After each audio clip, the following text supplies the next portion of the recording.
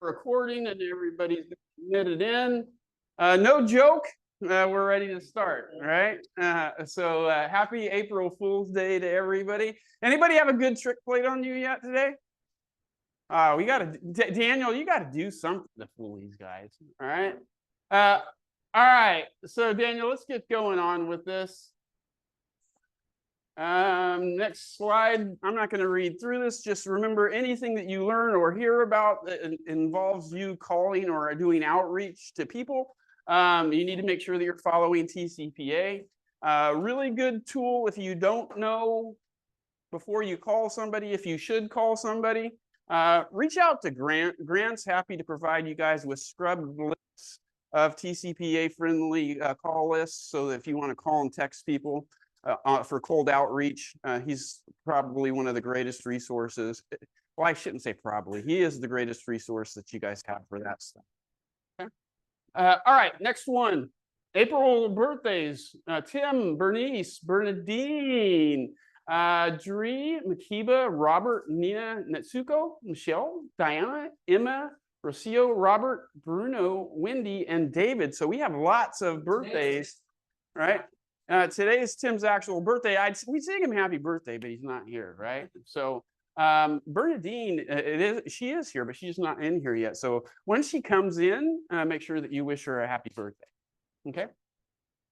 Tell us something good. What's something good that's happening in your guys' life right now? Zoltan first, and then we'll go to my first deal. All right. How do you get the happy birthday? It's your birthday month, right? All right. So how do you get it, and what? Well,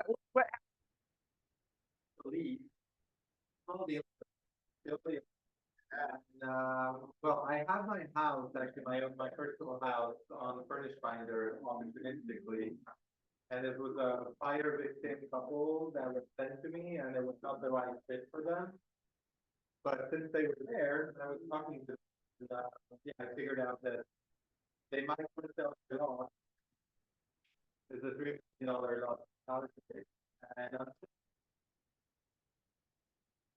So got a lease deal, got a potential land listing for the future. And I also have a land listing, by the way, which is in the Altadena fire area. So if you guys have any fire related questions, then let me know, because I seem to be the expert now. Yeah.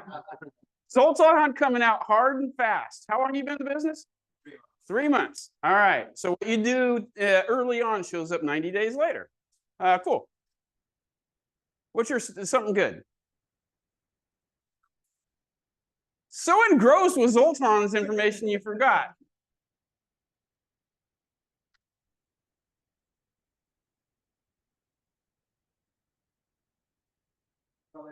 That's from the circle anyway. So I have a friend about friends who well, right up, guys. So the lots are getting ready to be sold. Whoever wants to, whoever wants to sell, and well, build is going to be a little longer process. I would say with the permit. I don't know about specifically on the Altadena permit situation, but for the Palisades, I know that there's 4,000 that are in the line, and there's 4 permits that have been issued so far.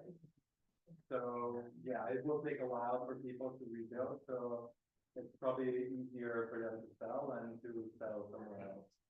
Cool. Yeah. Anybody else have something good they want to share? I do, but I'm going to share it at the end. All right. Well, we'll move on. Needs, wants. Anybody have any coming soon listings or things that you want to promote or share?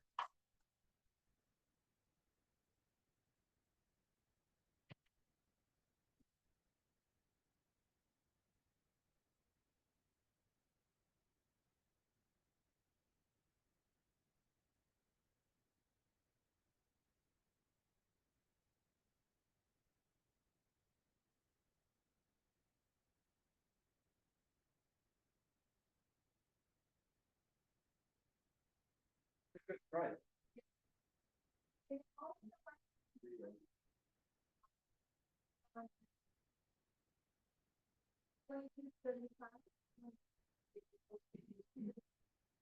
Love it, right?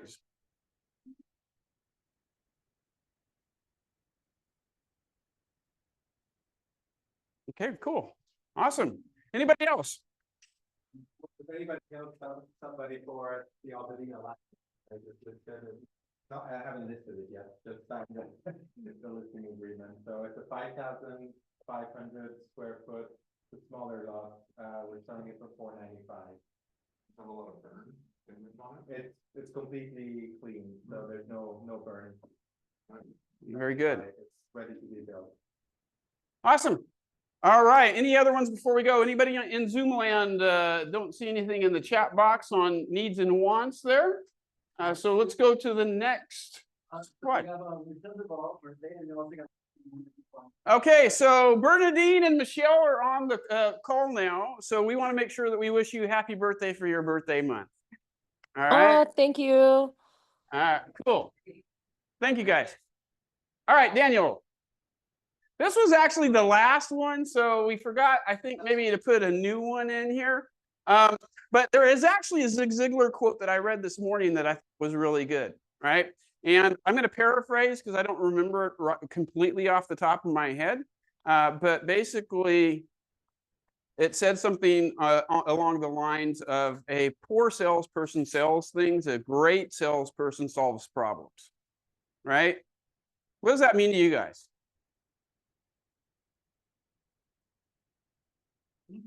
Okay, so expand on that.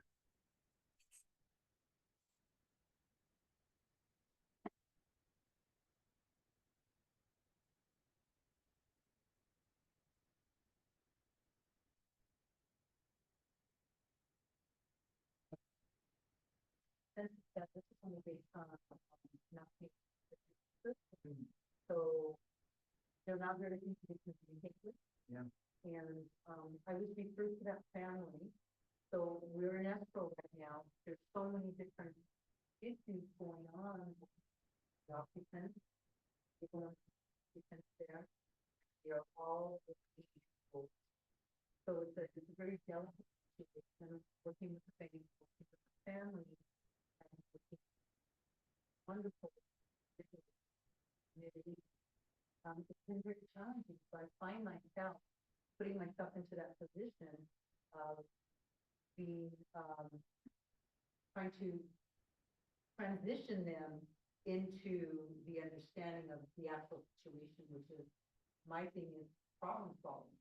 But that's what I'm doing. So I don't feel like I'm a salesperson. Mm-hmm. I don't feel like I feel like I'm a professional advocate to solve problems. That's how I feel for this particular transaction.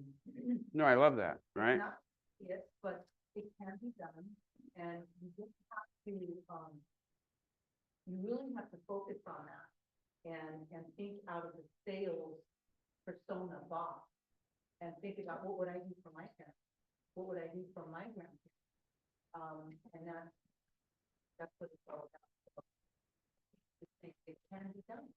I love that, right? So, and I don't really think I could put it any better than that, but I think that if you want to have long-term success in this business, stop selling and start solving problems. Because if you solve people's problems, they're going to be happy, and you're going to get referrals, and you're going to be known as the person that helps people with the challenges that they have rather than just trying to make a buck, right?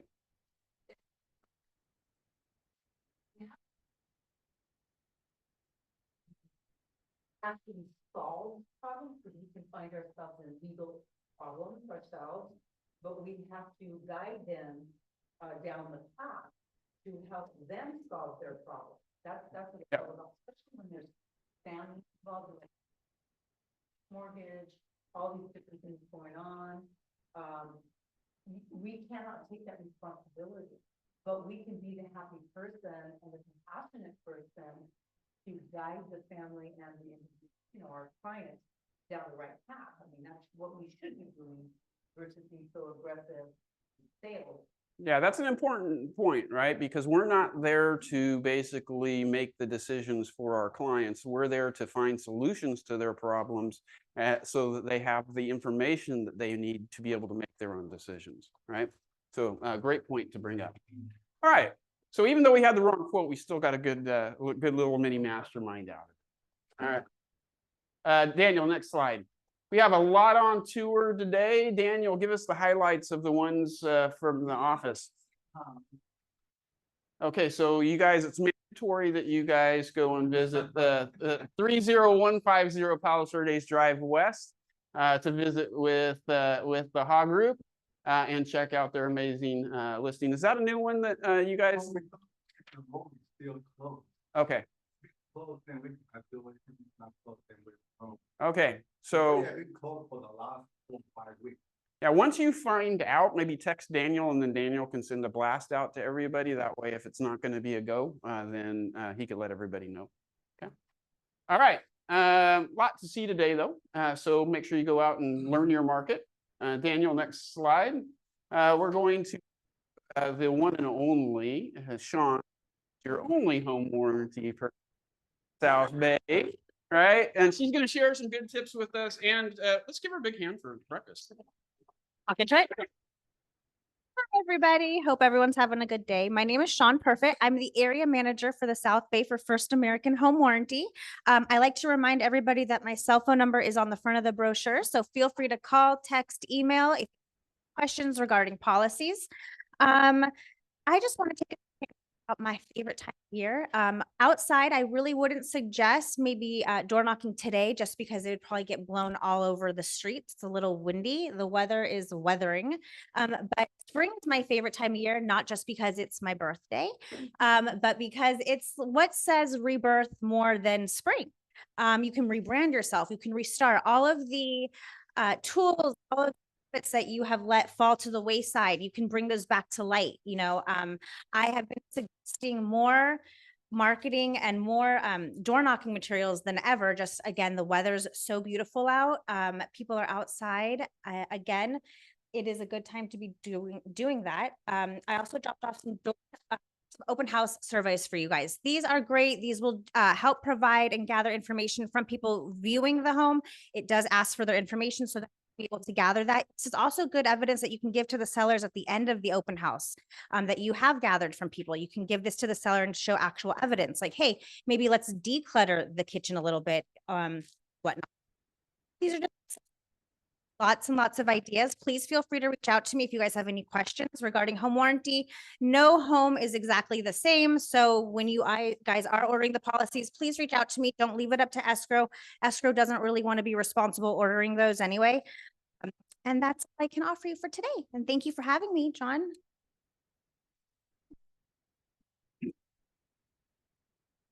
Right along. All right, Daniel, let's get rolling. A couple quick closings. Stephen has 2, so congrats on those 2. Erica and Maureen, congrats on your brown deer. Stephen, another one, so another big congrats, Stephen. Congrats to Rena and Bree on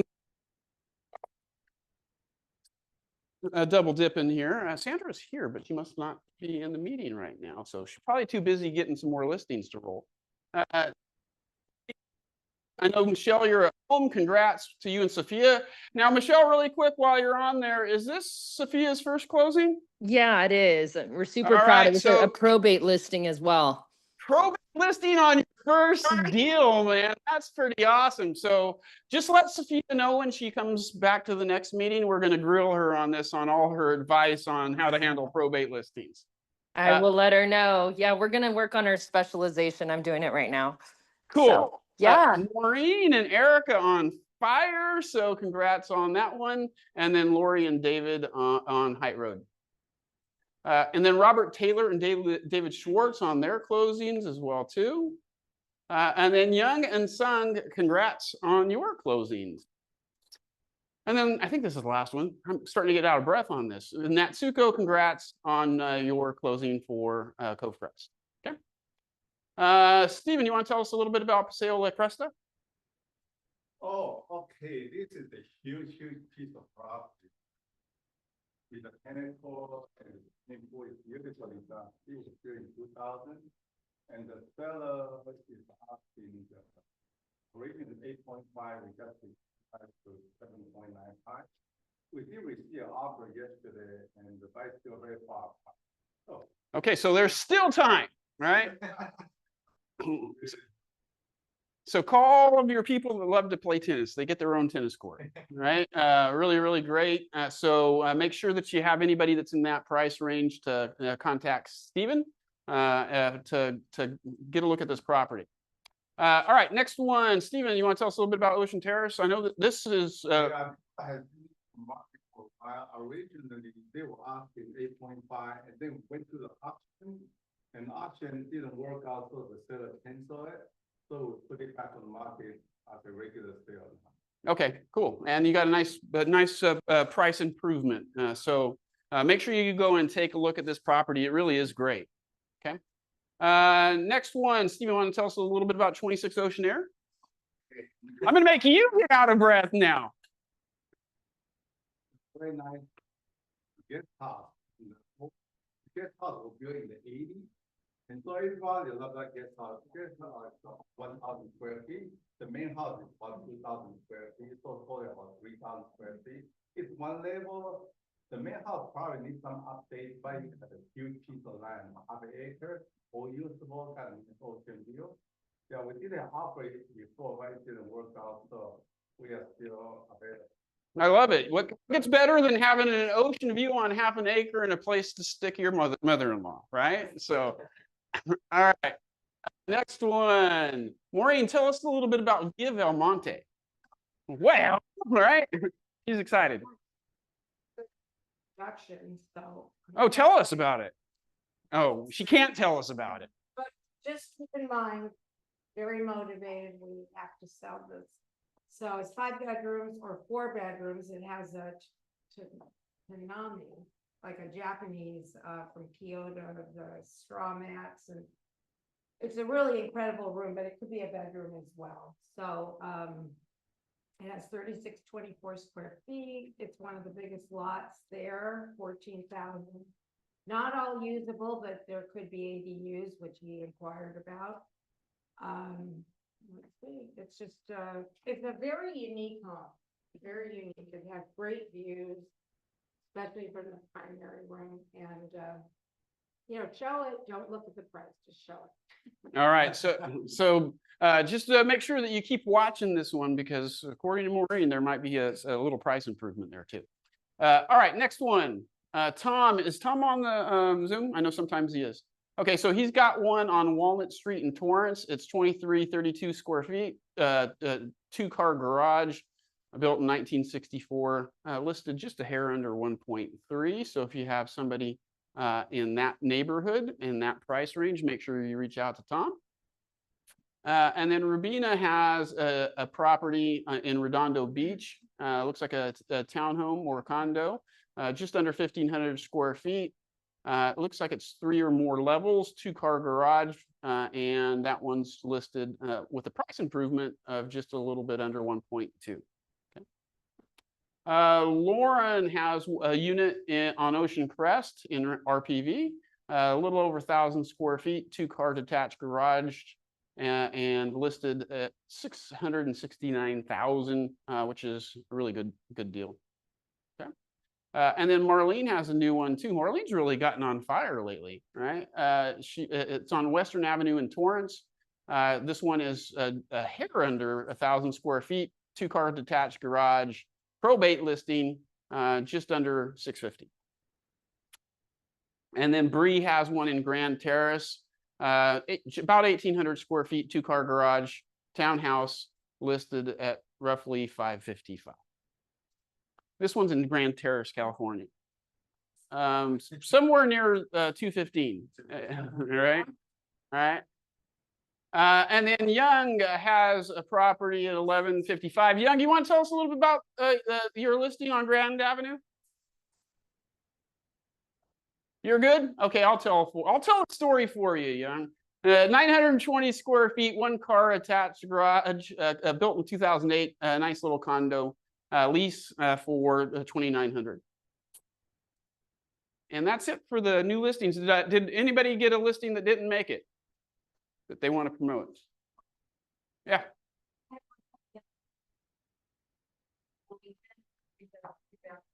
I'm not sure about the pricing yet.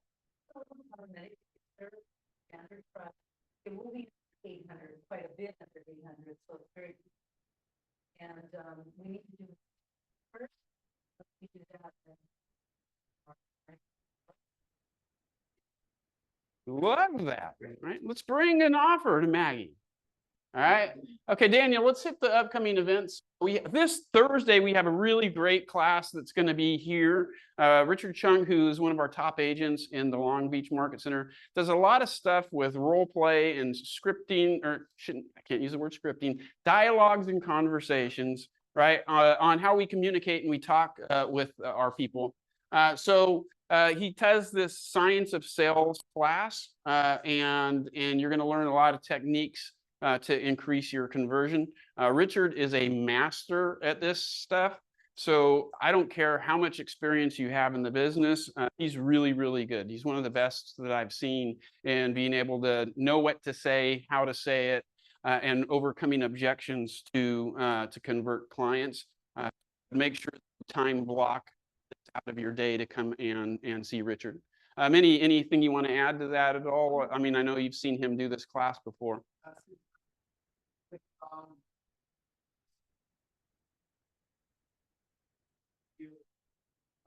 Did one in Long Beach, South Bay, and now in South Bay, TV this week.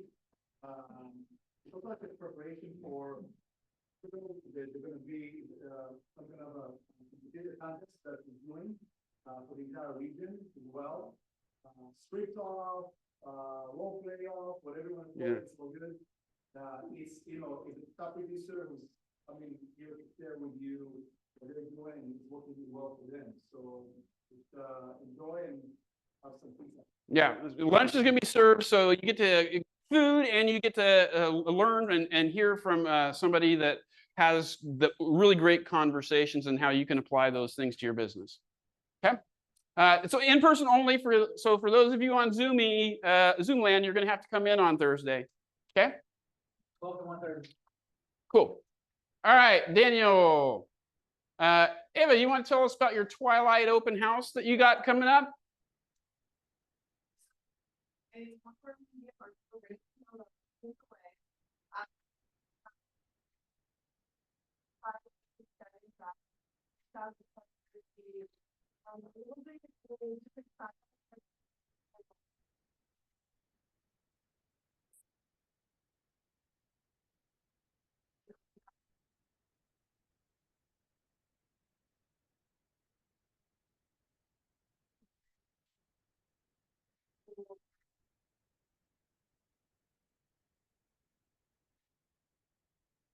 Cool. So you got a party on Saturday to go to now, right? Which I really love that. We don't do a lot of these Twilight Opens, but I know Maureen did, and that was really, really great. And so I think that if you want to stand out and differentiate yourself a little bit more on doing some extra, we don't see a lot of these in our marketplace here. A lot more in West LA, but I think that this is just another strategy where we can make ourselves maybe a little different from other people. Promote mine as well. That's gonna be on Thursday at 55, which is Steven's listing. And I'm gonna be hosting Twilight as well from 6 to 8 p.m. Somebody wants to come by, I'd be happy. Yeah, that's kind of like. Yeah, if you got a Sunset View listing, I would definitely take advantage of this. All right, Daniel. Dustin's next caravan is, this is not 318, Daniel. We're in the next. Okay. Is going to be, or 4/5 tax day, right? It's easy to remember the caravan because that's the day y'all are going to be crying. So while you're crying about the taxes that you have to pay, you can get cheered up. Well, yeah, right. If you don't ask for an extension and you're crying, you can hop in the van with Dustin and he'll cheer you up, right? All right. Bring 2 boxes for me. All right. So Daniel, let's go to the next one. April 17th is our next happy hour. So we're going to do our social. Last one was really, really great. We had Robert's Pub packed. So let's do that to the Red Onion too and take over the Red Onion from 5 to 7 on the 17th. Okay. All right. Headshot day, a couple things. If you need new headshots, there's going to be a headshot day in the South Bay Market Center. So for those of you guys that are using the old headshots where you're on the phone like this and you have the glamour shots, maybe it's time for an update, right? So that's going to be Thursday, May 15th. So we got a little time to prep and plan for it. Like this one, Michael, how we actually planning on going to each of the markets? It can be long week and off this, so I'm talking about the scheduled date and time, so I'll keep you guys posted. Yeah, so Daniel, keep them in tune. If you do need a new headshot, let Daniel know and he can make sure that you get all the right info. All right, let's keep moving. Open house team, remember we do meet every Monday. So if you guys want to get better at doing your opens, make sure that you tune in or at 5 o'clock via Zoom, or you can come to the in-person session at 2 o'clock. And those are every Mondays. And basically it's just strategies, what's working, what's not working, helping you guys improve your open houses, because I know that's a big lead generation tactic for everybody, right? Cool. Next team meeting is going to be on April 8th, sponsored by Elite Home Staging. So we're going to learn a little bit about how to stage your homes a little bit better. So that'll be a really good one. You can use a professional service like this. And there's a lot of stuff with AI right now to where you could virtually stage stuff too, right? I don't know if she's going to be talking about that, but might give you some ideas on how to virtually stage your homes too. Okay. Lender minute. All right, we're rolling. There are some handouts, most of you have them. If you don't, then they're sitting right up here. You can grab them on your way out or grab them on the copy. In brief, we're just going to talk about what's happening with interest rates. Everyone loves hearing about that, right? I actually think it's more boring. Because what is more important than interest rates? Tell me. What's more important than an interest rate to someone who's making a payment? The payment. Matters more than anything, right? Every month I update, interest rates and what they're happening year to date. You can see that they've actually decreased on a month-over-month basis to 6.375% on average.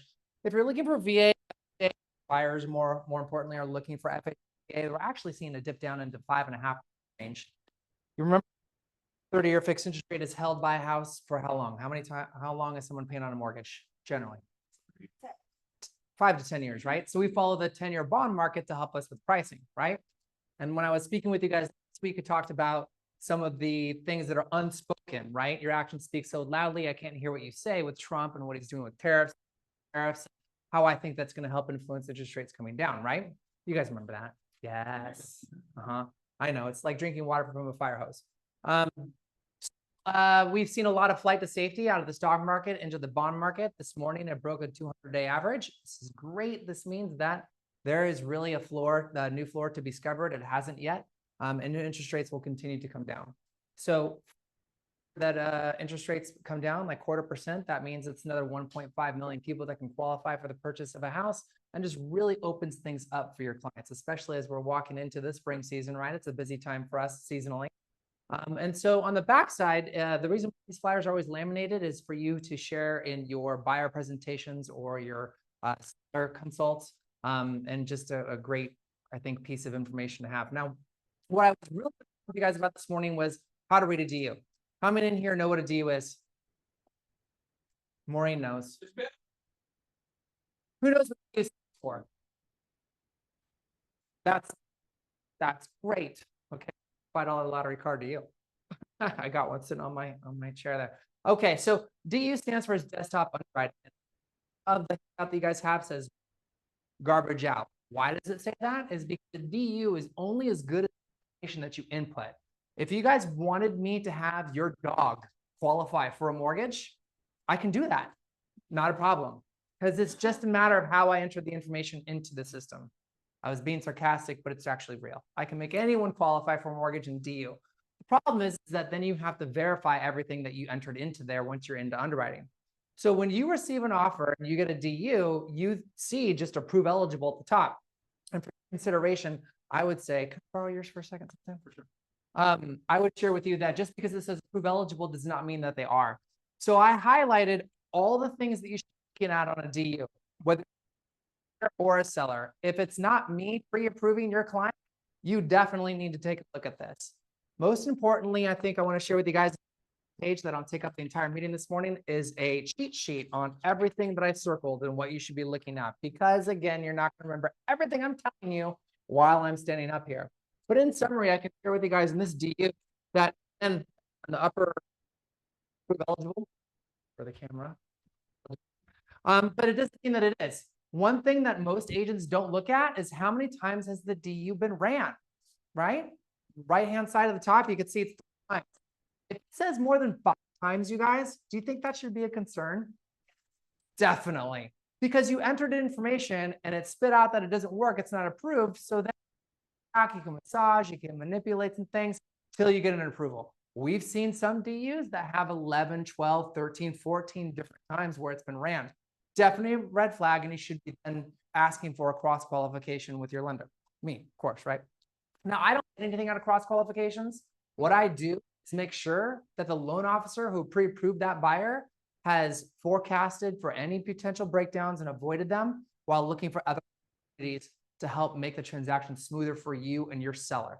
That's all I do. I'm not there to take the client, to make them a second offer. It's really for you with your listing and make it easy and enjoyable experience for all parties.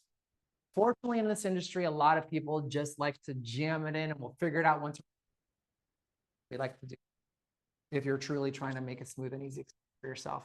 The other thing I would point out as you go through this cheat sheet, again, I'm not going to go over it line by line, is when you see assets on the DU that show $200,000 saved, how many times have you ever seen a bank statement that shows that someone has exactly $200,000 saved? 99.9% chance that's not going to happen, right? So if you see a DU that says $200,000 saved, what can you probably speculate the loan officer did with that? Just estimated it, right? They didn't look at the actual statement. They had the statement. They didn't plug in the actual data, so it tells you how accurate they are with it. So I think this is really helpful because recently I had a listing agent call us on behalf of a buyer. It was actually Ann Bobeck who called me on behalf of Maureen and Erica's listing saying, hey, how do we know this person's approved? You know, I need the DU. I'm like, well, what exactly are you looking for on the DU? And Ann didn't know what to ask me. I was like, oh, this tells me Ann doesn't know how to read a DU. So I think it's really, if you have any questions about it, you can call me afterwards. But again, the cheat sheet's on the back page. If you don't have this thing right over here next to me, or I can also email it to you, just text me, okay? Any questions with that? Okay, that was really easy this morning. Onwards and upwards we go. Yeah. You know, I always request. I'm really inaccurate. One more time. You always listen to you.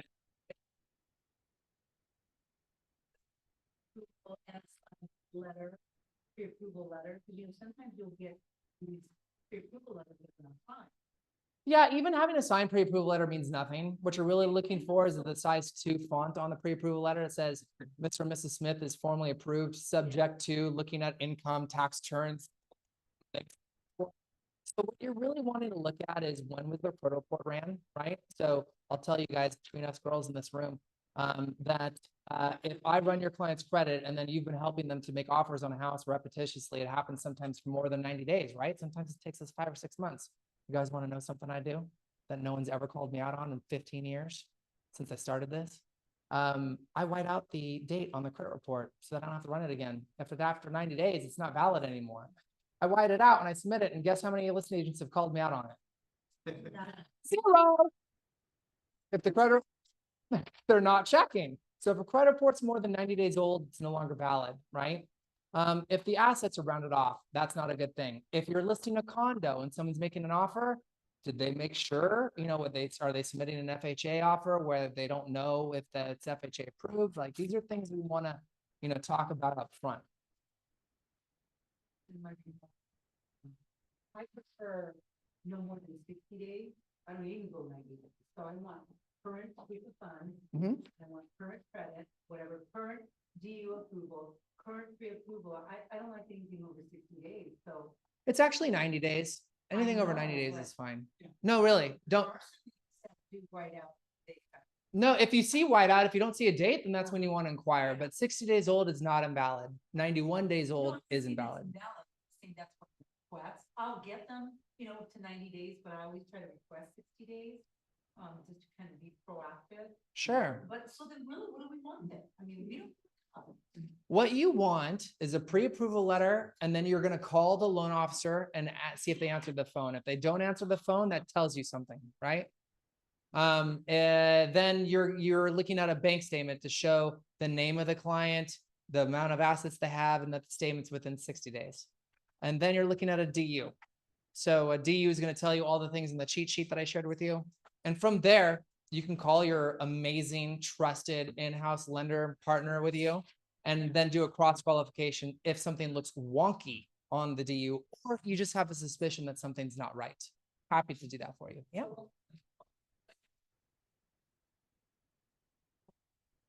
You know,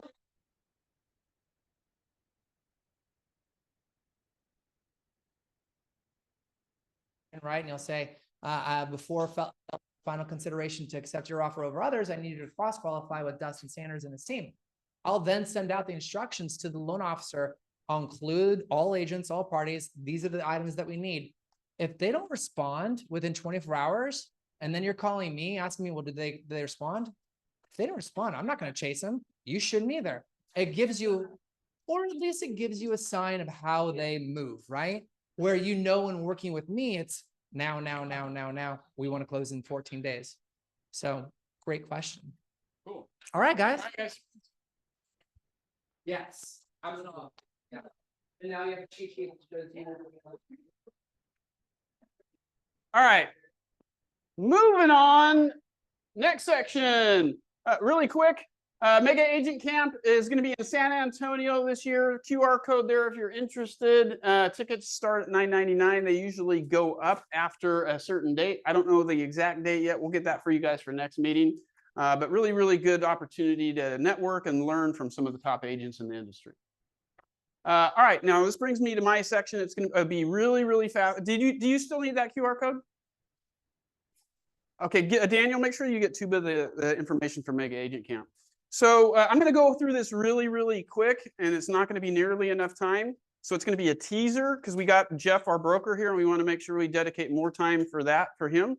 So I'll run through this in just a couple minutes. If you want a detailed walkthrough, I'm giving you guys a teaser for tomorrow's mindset call because this is what I'm going to go and do.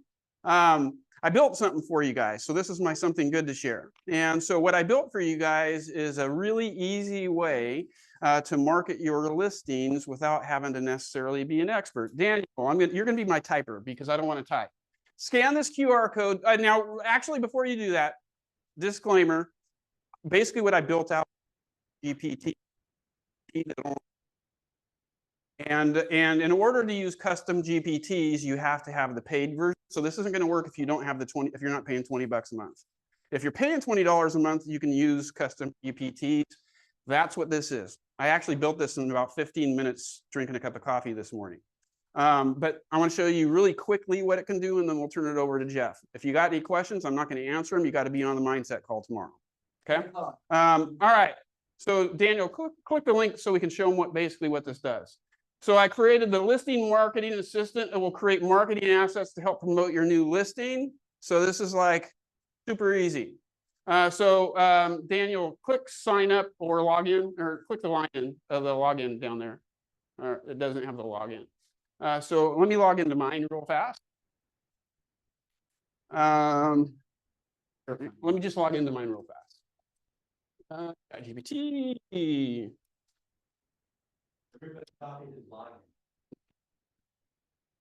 Too bad you're not going to see what the login is.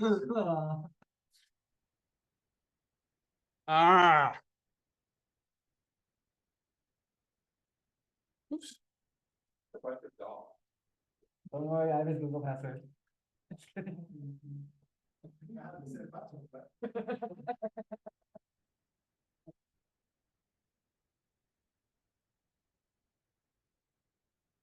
All right. Where did that link go?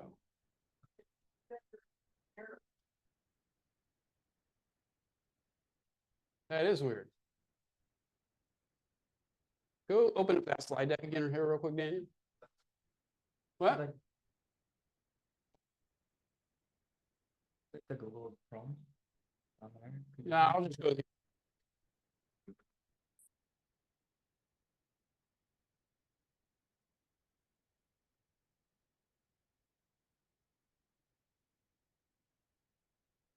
Okay, cool. Is this you or me though? Oh, here we go. Now I need that link again. There we go. So here is the what I created.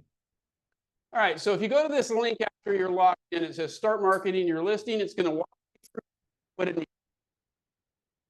We're basically doing. So really, just give you the information type. So we'll just do my address in Northern California. Full address, 1267 Spyglass, one word. Court. Ripon, R-I-P-O-N, C-A. R-I-P-O-N. Okay, and then put period, list price, let's call it 1.3 million.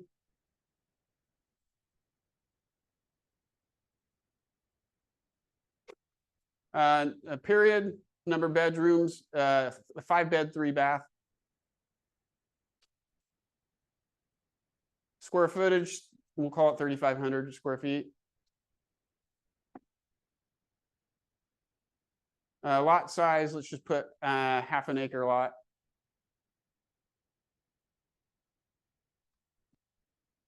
½ acre. No, you put 1 acre. So it's just 0.5 acre. You're built 2007. And then 3-car attached garage. And then scroll down. It's asking, so scroll down so you can see more of what's here. Yeah, you just need to scroll down, Daniel. Oh, you went way too far.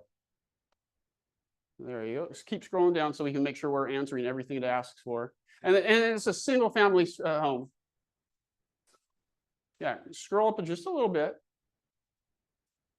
Type in SFR. Here we go. Dang. So now you're going to type in SFR.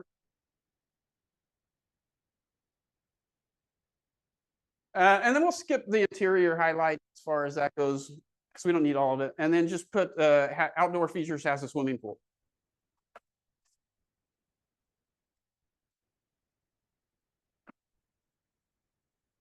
And then once you get that, scroll down to see if it's asking for anything else.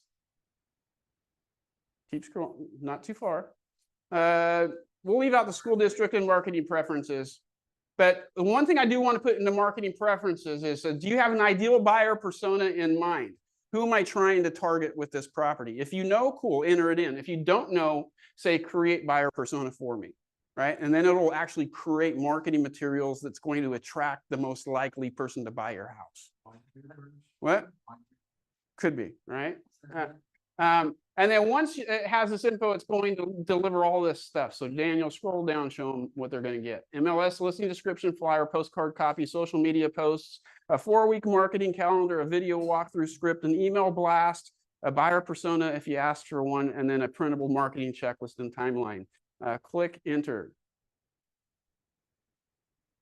So all you got to do is enter the stuff that you already know about the house, right? And then basically it's asking, or it's saying, hey, there's not real final few details. It's saying, great, thanks for sharing that. Just put, I don't know anything else about the house. I wanted, and create the buyer persona for me. So you basically, it's prompting you to say what you know, and then once you tell it everything that you know about the house, or that you need, or that you kind of want, then it can help create this stuff for you. And now click enter.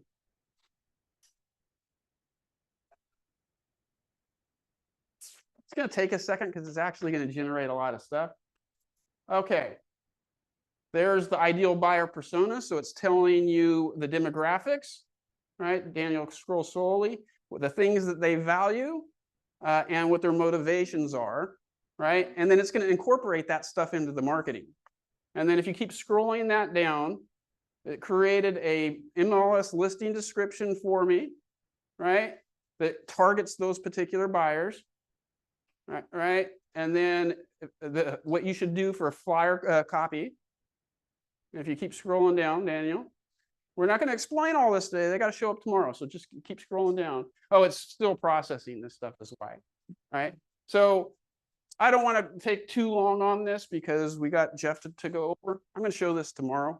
So basically, this is like a total marketing package in a box. All you got to do is enter in the information that you know about the house and the address, and then it creates literally all of. Now, Daniel, you can scroll now a little bit.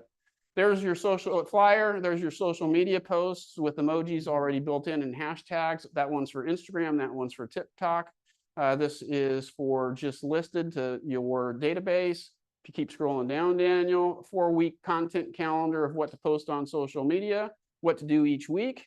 And then there's a printable marketing checklist. So you make sure that you get all of your stuff done. And then if you keep scrolling down, there's the timeline, what to do the week before, the launch week, and the weeks after the listing. And then Daniel, if you keep scrolling down, it says, would you like me to create a print and ready version of your flyer and postcard next, or would you like help scheduling your social media posts? So like literally, and if there's anything that you want that this didn't give you, you can ask it and it knows what to do for you, because I built it to basically be able to cover anything that you might want assistance with in marketing a brand new list. This cool? The link for the Zoom is on my daily calendar. It's off the Google Calendar too. And if you guys want the link, just let us know. And the really cool thing that you can ask for is you can actually ask it, hey, can you create a PDF of this so that I can give to my seller to show them how I'm marketing their house? And then now you have something that you can give to your actual client to show what you're doing.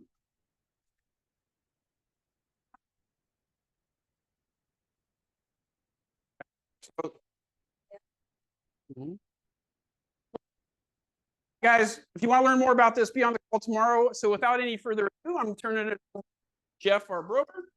Welcome, Jeff. Let's get Jeff back in. This is the microphone for, you can just flip this on your pants if you want to. Or you just hold it.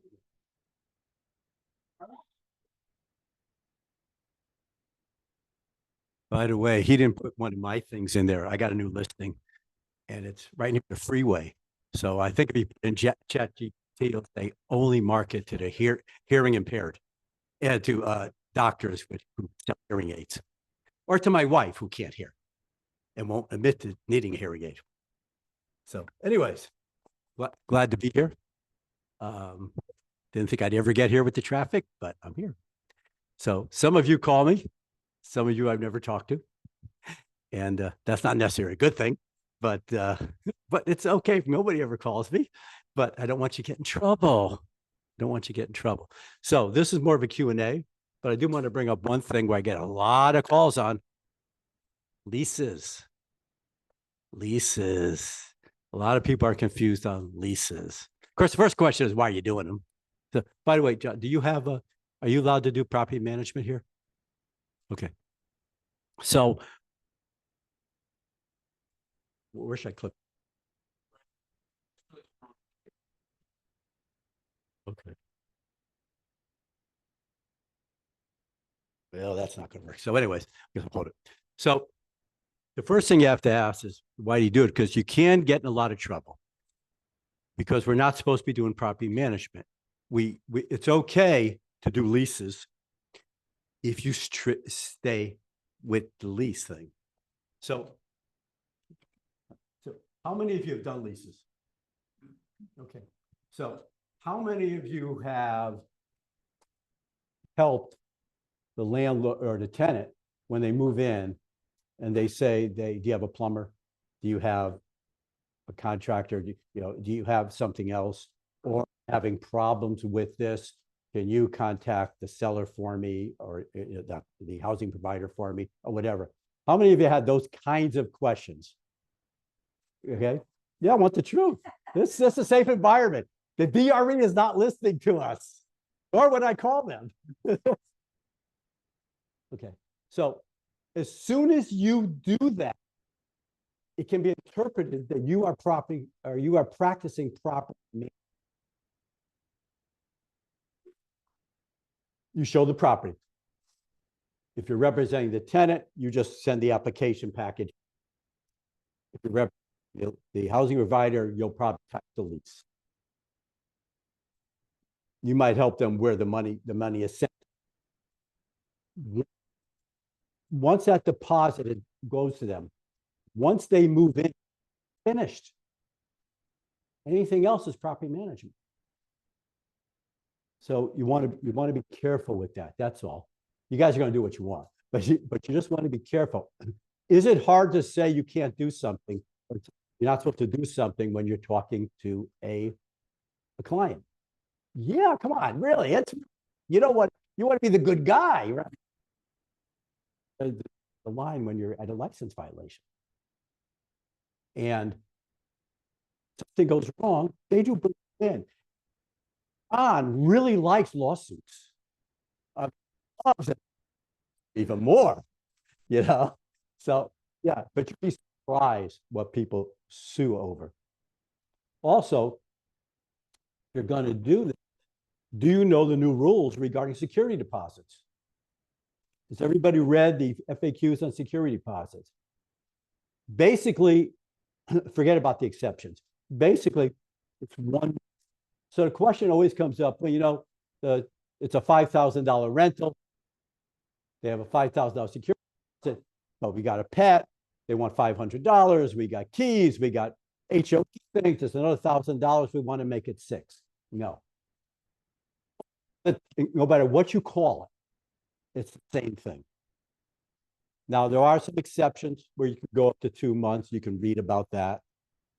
You're safely doing 1 month because a lot of times you don't know if they really have told you the truth. If they really told you the truth. But there are exceptions. There is no exceptions if they're military. And on the forms now, there's a box where I think it's on the security. There's a security deposit addendum, and there's a box that people can check for it. I think the housing provider can check. Does he meet the exception? And there's one where are you active military? So that's all in there. There's also confusion now on how you get paid. So remember, when you represent a tenant, it's no different than when you represent a buyer. You still need a representation agreement. And then, you know, and then of course, the housing provider has to agree to pay you, right? But in the lease itself, it does break down the check. Somebody called me the other day. I won't mention names. I don't want to embarrass anybody, but it was a really good question. That they break it sections. So you have the choice. All the money can go to the housing provider, and they write up a check. But sometimes even the listing agent doesn't trust their housing provider. Really, right? So, and when you tell the housing provider you want to get multiple checks, sometimes they go ballistic. Now it's so the lease is broken down. That how much does the housing provider get? How much does the listing agent get? How much does the tenants agent get? And it's put there. And that's 3 different checks, preferably cashier checks, because I mean, it has been known where a tenant was not happy with you and they wrote a check, personal check, and they canceled it the next day at the bank. So but there is a place for move-in expenses, you know, to be cashier. So, you know, so that's one of the things that's there. Also, are you aware about all the rule changes for credit report screening? This one's a lot of fun.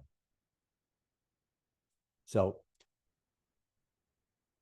if I use Rent-Free, I don't know how many of you use Rent-Free, right? Okay, so if you have the people fill out the rent spree or any other credit application that you require. And they don't get the property. Under normal circumstances, you have to rebate them the money within 7 days that they paid. I think rent spree is $39. The max law now is $63, and I think 50 cents or some crazy thing, right? So you have to rebate them. Now, do you think your housing provider will rebate it? Or do you think you might get stuck with that? Because who's in violation? Probably you. I really don't know, but probably you. But it's, yeah, probably legally them. But did you explain it? Now, that's the way where you just go get applications and then you have them, you know, whatever reviewed and whoever they want. All the rejects have to get their money back. What if you have 10 applications? Good point. Now it's like 20 applications. Yeah. Now, the way around that, a lot of people don't like. Much harder. Where your housing provider has to put in writing his exact criteria for what he'll accept. How hard is that? I mean, exact criteria what he accepts. Then you will give that criteria to any applicant. But then it goes further than that. If you get multiple applications, you got a problem. Because then you got to still rebate money. So what you need to do is then basically, or you can tell people this, but when the applications come in, if they're complete, you have to date it and timestamp it, write the time down.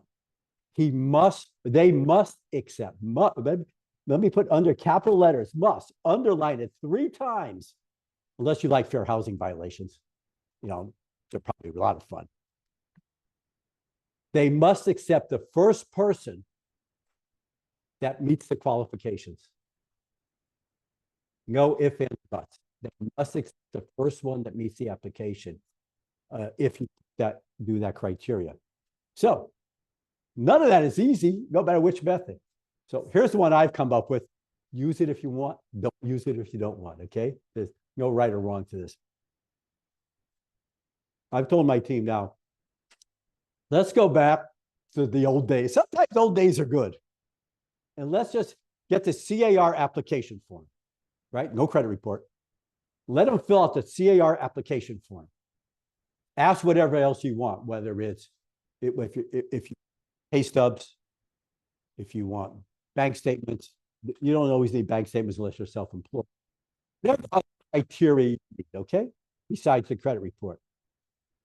Let your housing provider review and ask the people, what do you think your credit is? And if they say it's 700, and you say, okay. So the housing provider he says, if they're 700 or better, I'll accept it, okay? Then you tell them, okay, we're gonna have you do this. If your credit's 700 or better, he's accepting you. Unless you have something in there that he didn't know about, that you didn't tell him. Did you have a bankruptcy? Were you behind on your payments? Is there something going to show? If you get all that and they send it to you and it doesn't come in at what they said, well, technically they don't meet the criteria now, right? So you didn't, but you told them the criteria then. We're accepting this, just give you credit. And if they do accept it, you have to take it. And if they don't do it, then you go to no, you can line up the application forms and go back one at a time. I haven't seen anything where that's a violation. Would it be turned into a violation? Yes. Depending on how you pick which one. Are you looking at how many kids they have? Are you looking at race? Are you looking at ethnic group? Are you looking at what is the other? Marital status, sexuality, that kind of stuff?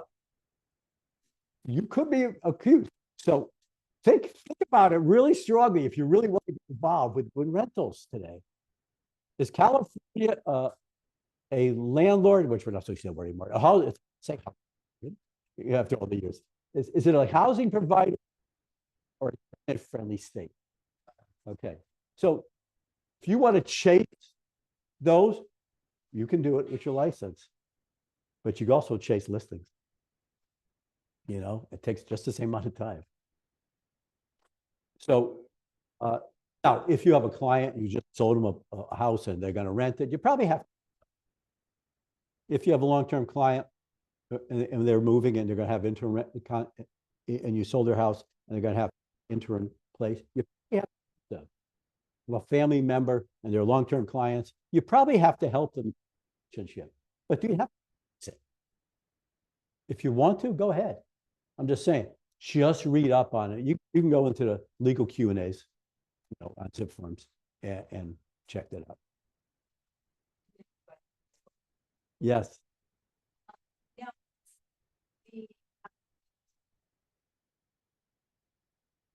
Oh, come, does anybody lie? Come on. Gee, Maggie, you're so pessimistic. That, and, you go through registry and they go through the process, they pay their fees. And then you pay, they have, you know, whatever it is they have. And, at that point, when you have to make the decision that they're not accepted, are we obligated to reimburse them even though they like? I don't really know the answer to that question. Yeah, the thing is though, if you ask them, what's going to be on your credit report? Is there anything you need to explain that's going to be on your credit report? They say no, and you find out all this stuff. The case could have been made that they didn't meet the criteria, and then you might not. But I got to tell you, if they say they want their money back, give it. They'll find some lawyer who'll go after you for $100,000. So, yeah. Probably don't have to, but you know, if it's only one person, I think I would err on the side. In a circumstance, but usually those kind of people who are hiding stuff, they're usually the most obnoxious when it comes to being issues, right? Answer. And like, have any of these been tested in court? Probably not, right? So, but they probably will be. So I can't give you a legal answer. I use your conscience and remember, we have fiduciaries. Yeah.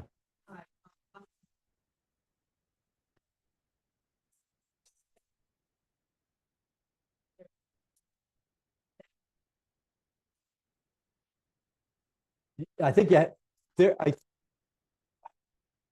don't remember if it's packaged, but there is a security deposit addendum. I think you want to, and there's a addendum, and I think there's another addendum regarding this too. I don't remember if there are, but hold on, let me just see something here. There is a security deposit quick guide if you want to use it, but there is I just don't remember what it is. There's a document that explains your options on applications, and it is in the FAQs that you can go. Okay, so that's the best place. When we get finished, if you remind me, I got some papers here. I think I have it in here. I'm just finding it right now. Okay, and you can copy it if you. Anything else you guys want to talk about? The security deposit, you know, it's been what about like if you have a condo, you've got the full fee, you have the. It all counts. It's all lumped into one number.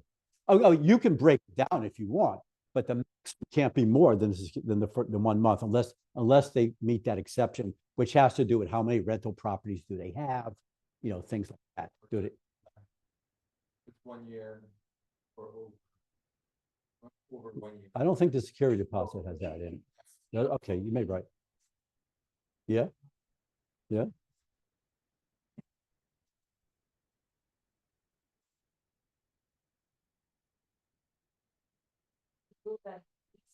Okay, tenant, we can't charge you technically legally for these extras that we used to. But you would be responsible if we use the garage, you know, remote, if you use the. But you can take it out of their security deposit. Yeah, so. I don't have any answer to that. Well, the question has to do with security deposits, what the law says. The law also says key deposits, pet deposits, basically, those numbers are part of that total. So you're putting another, but yeah, but for example, let's say you had, forget this new rule.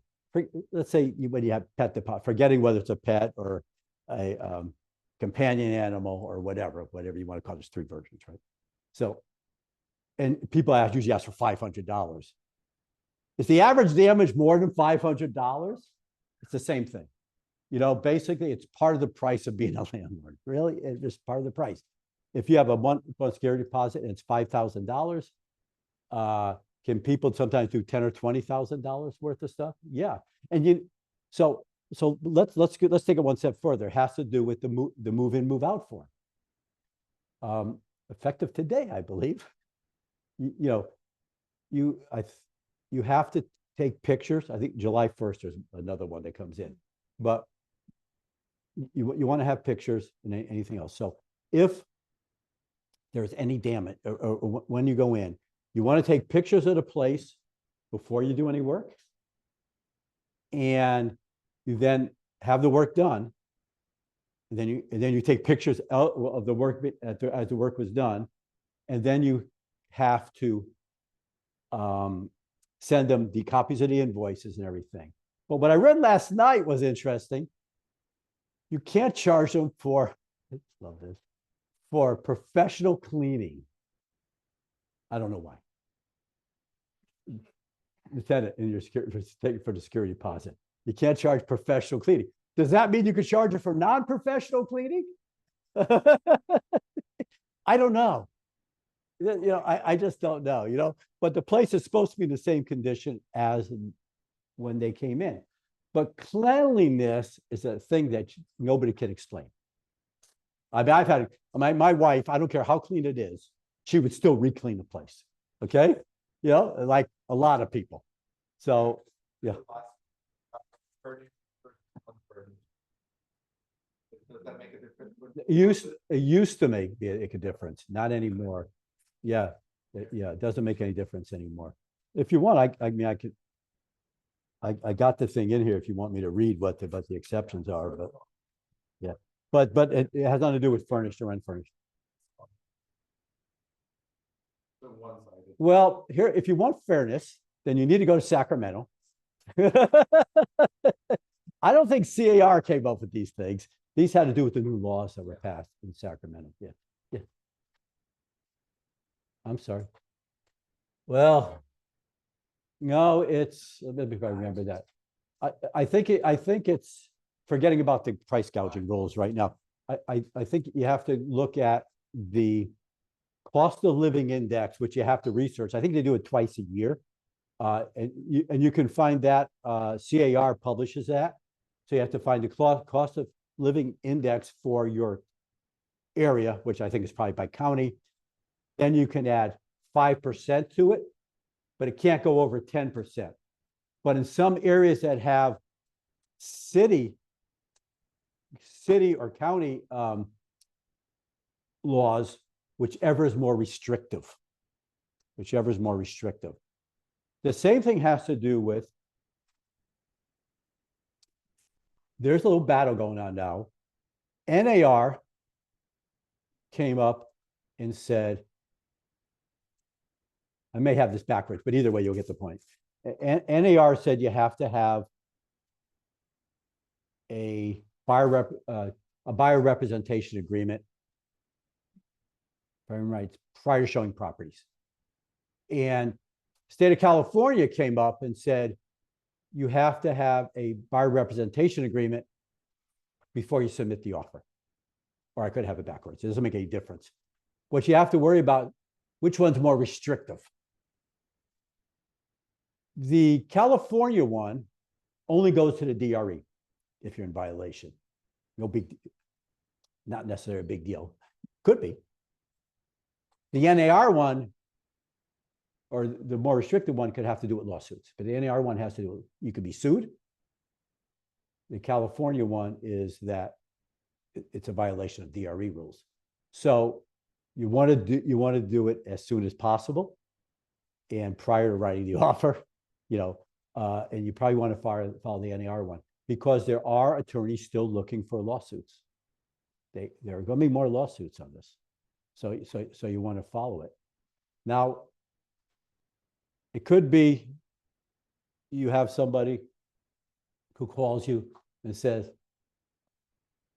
my brother John wants to write an offer on his property, or I saw this at open house, I want to write an offer on the property, and you're not showing it.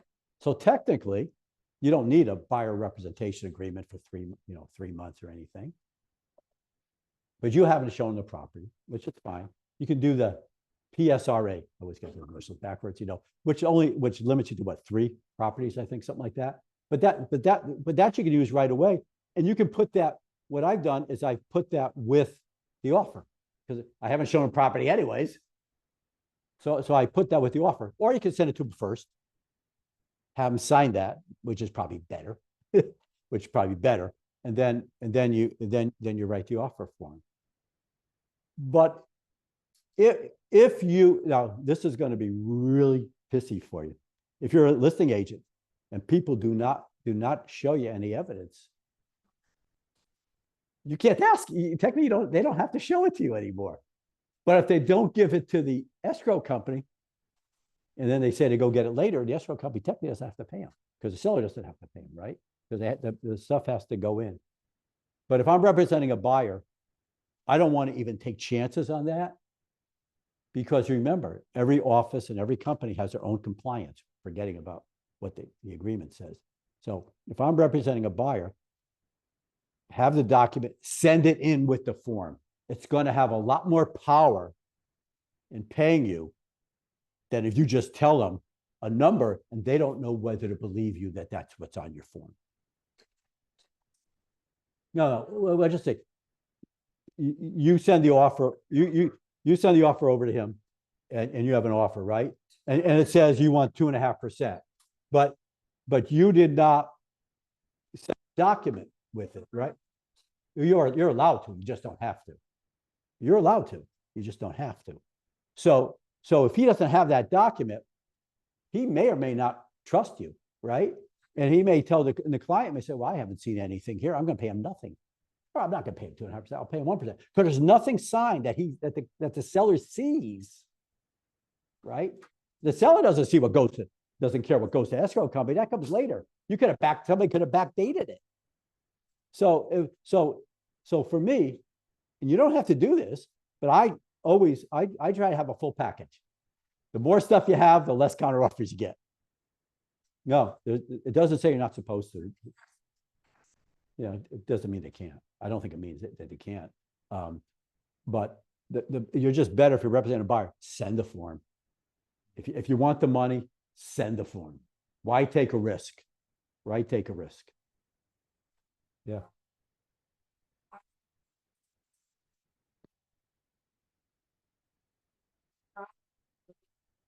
A little different than what you said.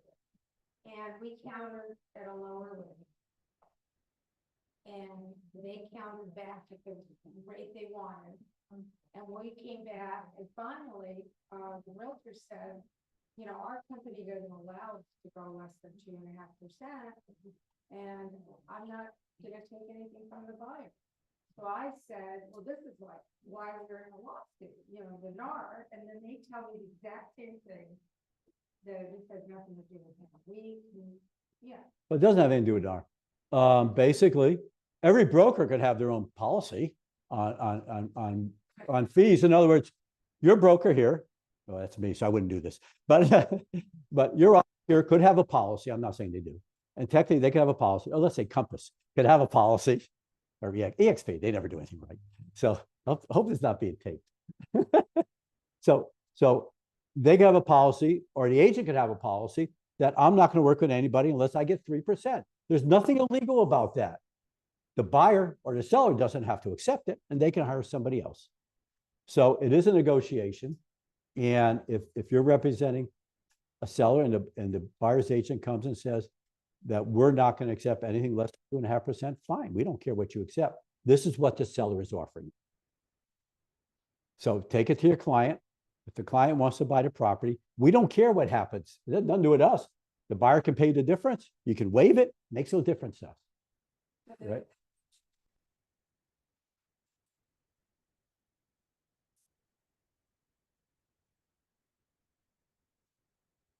Right. The listing agent's fiduciary responsibility to the seller. The buyer's agent's fiduciary responsibility is to represent the buyer. Yeah. Yeah, right. That happens. Just like sometimes, remember, it's very important. When does the listing really get sold? Yeah. When does the listing really get sold? When do you think the listing really sold? What does it depend on? I won't accept that answer.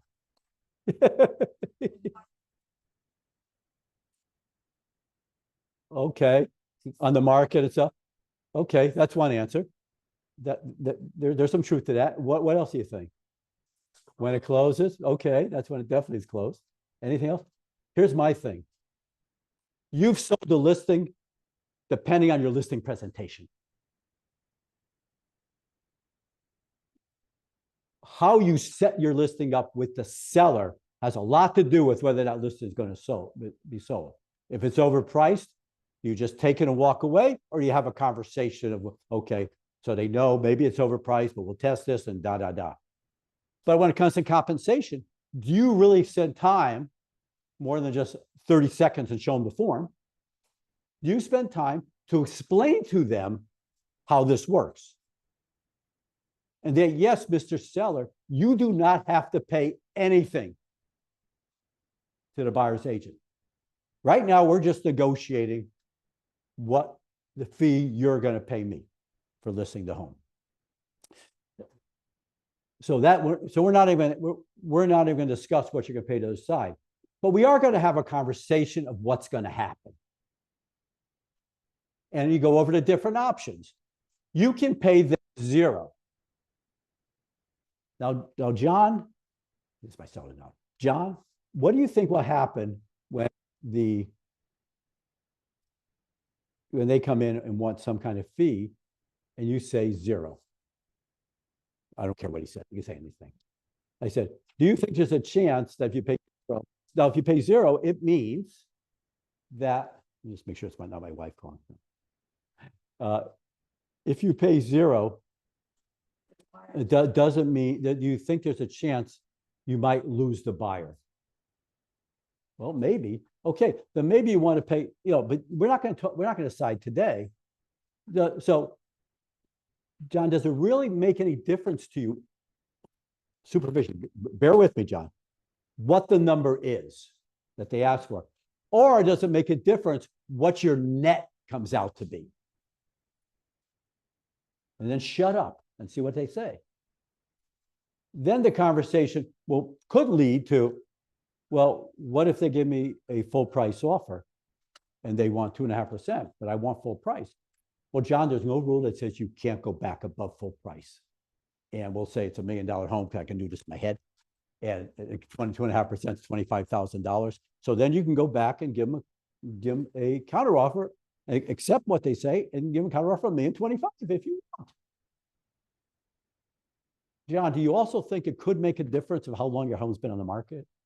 And whether we've been talking about, whatever, right? So you see, we have a duty also to explain options. Now, we're still going to have some clients that are going to come back with zero. And I've had buyers pay me.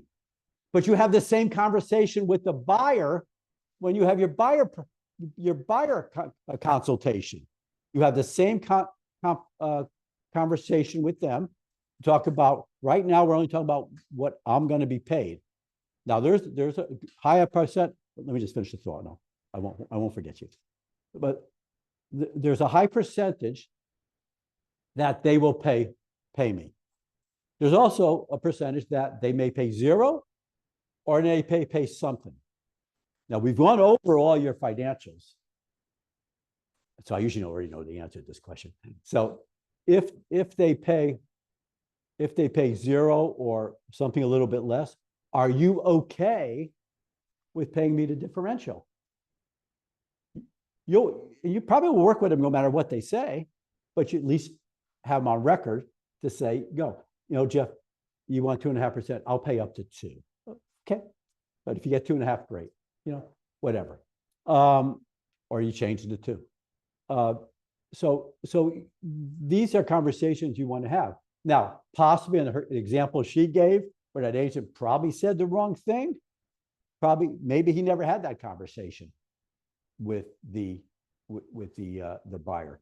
But anyways, we have to have better conversations today than we ever had. And I think as we're dealing with this more, it's becoming easier. You know, the first day it was just total panic, right? But as you go through this, it's becoming easier. Good question.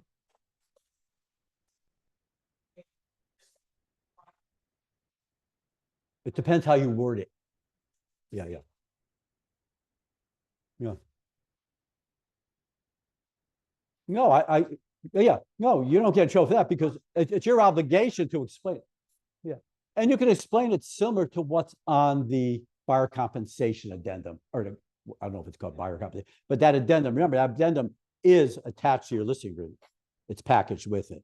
And sometimes it's not there, just get it. And because they can see it, hey, this is not me. Here's all the options. And then you can discuss them. It's really a good idea to have that conversation. So there's no surprises.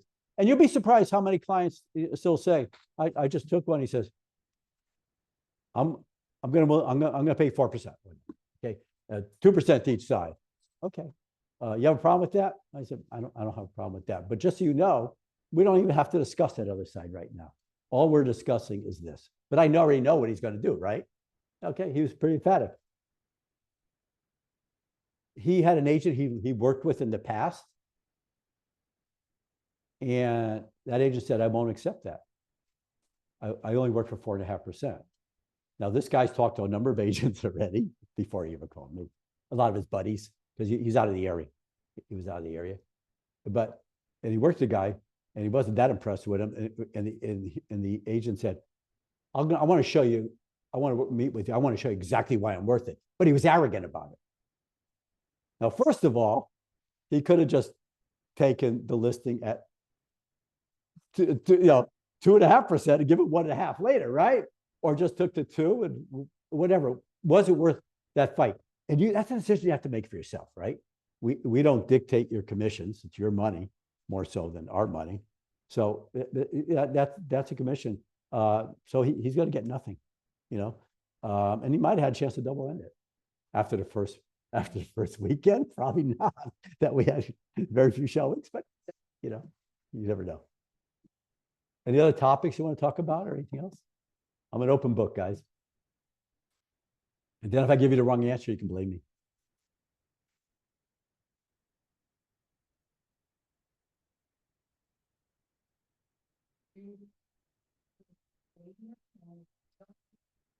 Well, I mean, this is you're just going into an open house. You take a bit. You're supposed to ask permission.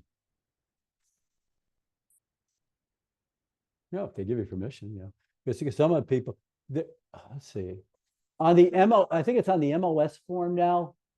One of the forms, it just says, are you okay with people taking videos or pictures or only for the listing? You know, I think it's on the MLS addendum, but it may be on the other thing. I don't remember.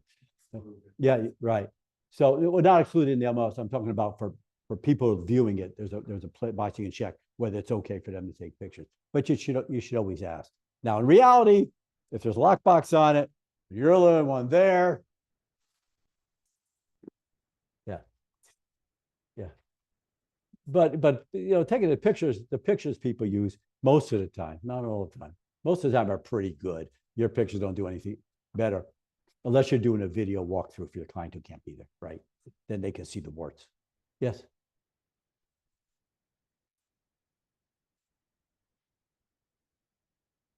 Right. That's what I was talking about. Right.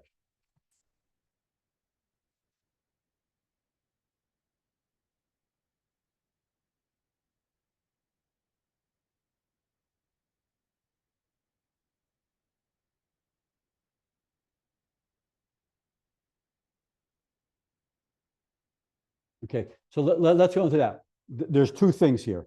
First of all, you don't care if he gives it back to you. I mean, this guys, they should sign it because it's just, so bring an extra copy so they can sign one, keep one. But you're not asking them to make a decision. When you go over that, you do not want to ask them to make a decision. Technically, if an agent calls you, well, some agents will get pissed off with this answer I'm giving you. But let's back up. In the listing for the MOS addendum, I think that's the one. It talks about, will you offer concessions, not compensation. Concessions could be because you got orange carpet. Concessions could be because I need a new roof. Concessions could be anything. Concessions could be paid points towards closing, right? That's all it says. It doesn't say if you agree to, like, it says will you consider actually concessions. So you don't have to pay them, but it says you'll consider it. That's all you can really talk about. So an agent calls you, how much will your people pay? The answer is, I don't know.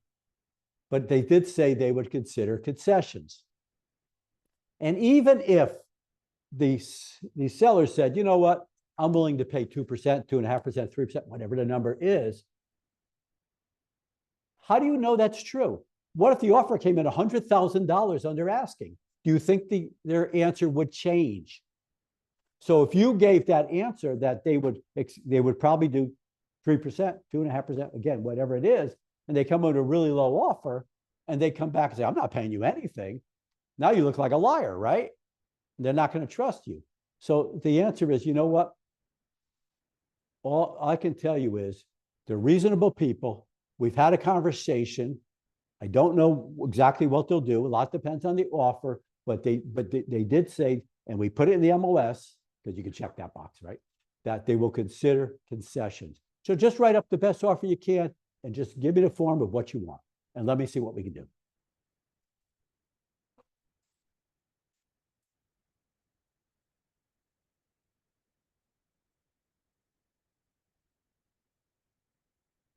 Well, that's a different question. The question you asked beforehand was at the listing presentation. Now, they will have to make a decision when the offer comes in. So I'm not sure anymore is, it's like, well, okay, well, once you decide, we'll make a counteroffer. Now, remember, the longer we wait to make a counteroffer, you have a chance of losing the buyer going somewhere else. Also, the buyer's an FHA buyer, first-time buyer. He's only putting 3% down, or any low, it doesn't have to be FHA, any low down payment buyer. What are the odds they have extra money? They could, but they may not. So then the question, then it's your conversation with the seller. Look, is it that you really don't want to pay them, or you want to net a higher number? So let's get the number you want to net and give them what they want. It's a win-win. So it's a conversation. If they say, I don't know, then you don't know if you can even accept the offer, or you don't even know if you can make a counter offer. You just have to wait. But it's not, but we don't tell them what to do. It's their money. But we explain it. Our explanation goes a long ways into how this goes. But some people are going to pay zero no matter what. No matter what. They can get full price. They can get 100,000 over full price. They're just not going to do it. If you got that guy, you got that guy. You know? Then well, okay. First of all, that has nothing to do with you, because you're going to get paid either way. Then the buyer's agent has to make a decision. Do they want to still represent them gratis?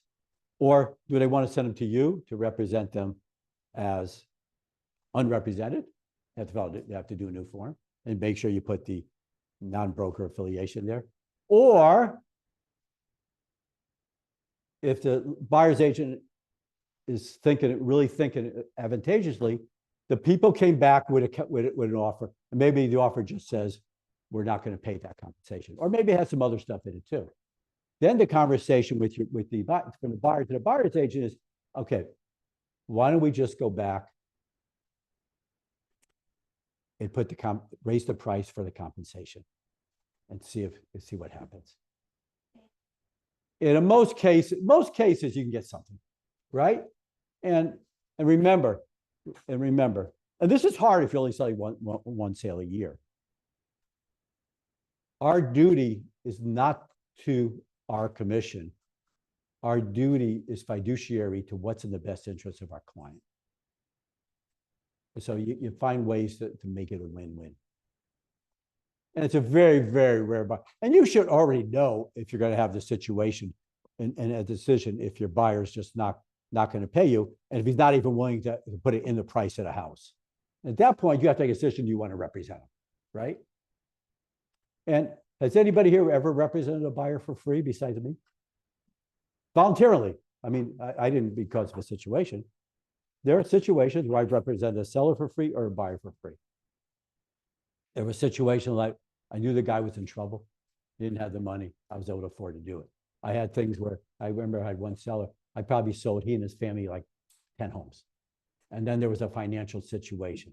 So, you know, in that circumstance, but you always have to make that decision. That's why you ask questions.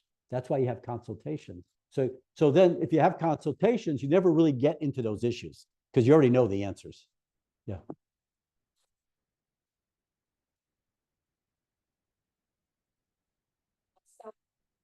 Buyer's agent or a buyer comes in unrepresented. Yeah. Okay. They don't want to pay me to represent. Well, you already know that because it's in your listing agreement. Okay. You're the listing agent. A buyer comes in unrepresented. Your listing agreement says they're not going to pay you 1% or whatever extra for that. Well, yeah, it's the same thing. There's a wait, okay. Let's back up. Let's back up.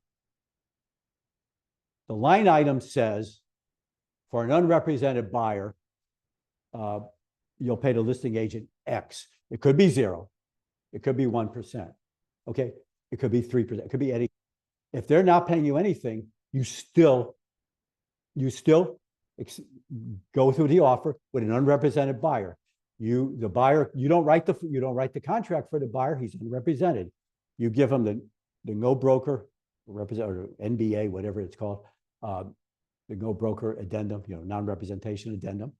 You can print out the offer form. The only thing you can put in there is you can type in their name, you can type in the address, and you type in listing agent, Keller Williams, Palos, Verdes Realty, represents seller only. That's the only thing you fill out. Then you give them the forms. They ask you any questions. You say, I represent the seller. You should need to go somewhere else, to your attorney or something, because you have no representation. Now, if they want to come to you and say, I'll pay you X%, if you represent both, you go to your seller. They want me to represent both. You should have already had a dual agency conversation prior, and that could happen too. Okay, so that's how I handle that. As E&O, you're the only agent in the game. So if you say one thing wrong, you could be sued by the buyer too, technically, because if you start answering any questions, you can't interpret. What does it mean if I remove all my contingencies early? If you answer that question, assume you're now representing them. It's a very fine line, right? Yes. Can you explain this prelim to me? Can you explain this clause in the instructions? I need to negotiate. What do you suggest in negotiating for repairs? Remember, I represent the seller.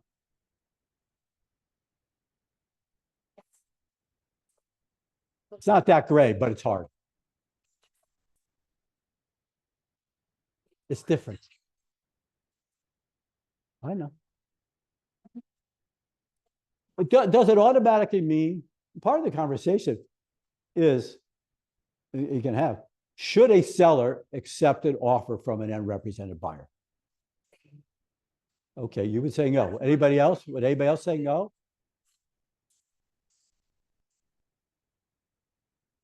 Well, yes, but the point is that you need to let them see the offer because one, all unrepresented buyers aren't necessarily don't know necessarily not know what they're doing because they may have bought 20 homes in their life. They could be a real estate agent representing themselves. They could be an attorney who has done this before, or it could be a really good offer, but it just needs to have a lot of stuff fixed. Can you fix it? If it's a good offer for the seller, can you fix it? It's the best way to fix it by setting a new counter offer, which might have to be explained, or could you rewrite the offer with all the seller's terms in it? And the offer says you represent seller only. You send it back to it and say, here's the offer the seller accepts, instead of having a counter offer. Well, technically it's a counter, but you're writing a whole new offer. So the other offer is null and void, becomes null and void, right?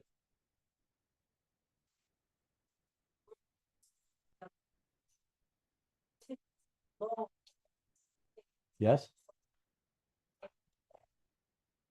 No, that's not true. You still would call their lender. Isn't that part of your job as a listing agent? You'd still call the lender. The seller. Hey, if I'm representing a seller and somebody else comes in, most of the time you're only representing a seller anyways, right? Even though it's another agent. Do I believe what the buyer's agent said about the loan? No, I always call the lender to find out, okay, I have a few questions. You don't have to tell me if they're going to accept something, but I just have a few questions. Can you tell me what their credit score was? Tell me, are they self-employed or do they have our 1099? Because the difference in the qualifications easier, right? How easy is this one? Did you put it through at least the underwriting system, which isn't always accurate, garbage in, garbage out? You know, have you had desktop underwriting? Has an underwriter seen the form? Okay. Let me ask you a question. If the price was $50,000, I'm not asking you if they would accept it. All I'm asking you is if the price was $50,000 higher, would there, or $20,000 higher, whatever, would their debt ratio still work? See, questions like that. If they answer, they answer. If they don't, they don't. Would I then call when we're in escrow a week later? Hey, I haven't heard from the appraiser or whatever, right? Yeah, I still follow up whether, you know, so that part doesn't change it. I don't call the buyer to ask those questions unless I'm representing the buyer, the listing agent.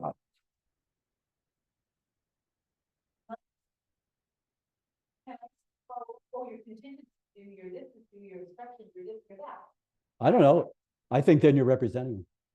If you ask, yeah, well, right. But remember, even if you're getting paid for an unrepresented buyer, you still don't represent them. But you hit it on the head. But what you said, maybe you didn't realize, is what you should be explaining to the seller. There is a lot more work to be done when there's an unrepresented buyer. I have to show up to the home inspection and make sure they get in. Or if they want to go in a couple more times, I have to be there. I have to do more follow-up with their lender than I would normally do. You know, I have to do more investigations than I would normally do. So there is a lot more work. I have yet to find a seller, and it doesn't mean they're not there. I have to find a seller who, if it was explained properly, wouldn't pay you something for an unrepresented buyer. But there aren't that many unrepresented buyers either. You know, it's a thing that can happen. And the more you sell, the more times you're going to get into it, but they do happen. And some you could have to say, you know, I'm going to represent. Why is that? Well, I think I'll save money. Well, why is that? Well, because they're used to paying this and there's a split. Well, there is no split anymore. So let me ask you a question. You could represent yourself. Yeah. Would you be willing to pay some small fee? And I can do all that work for you. Sometimes they'll say, yeah, right? Again, it's how do you present yourself, right? So.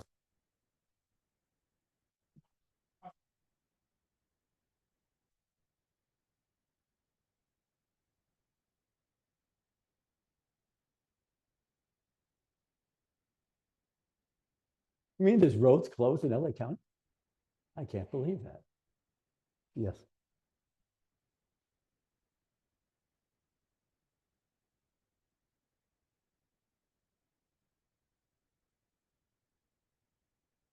No.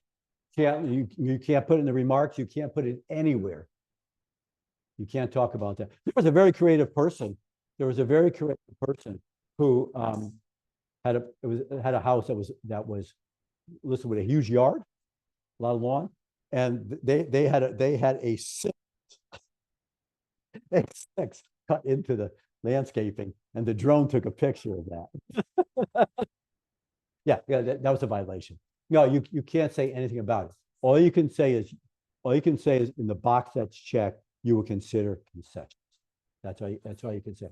There is conversation, which is pretty controversial, that you can have that in third parties. That's actually probably against the rules. To have Zillow say it, you put it in there. It's probably against the rules, and there are lawyers who are going to sue over that. And no, you don't say anything. There's a box that you check. It's in the MOS, and it's just, yeah, you don't say anything.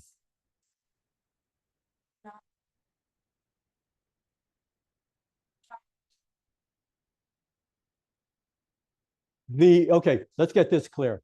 The NAR settlement was for single family 1 to 4 units only. California law is for commercial, multifamily, buyers, and tenants. California law is more restrictive, so we have to go by California law.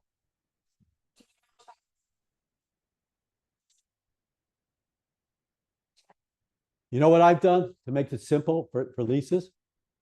I just talk to when I take a lease listing, I just take 6%. And then when it comes in, I decide what they pay. I mean, it doesn't come up with them.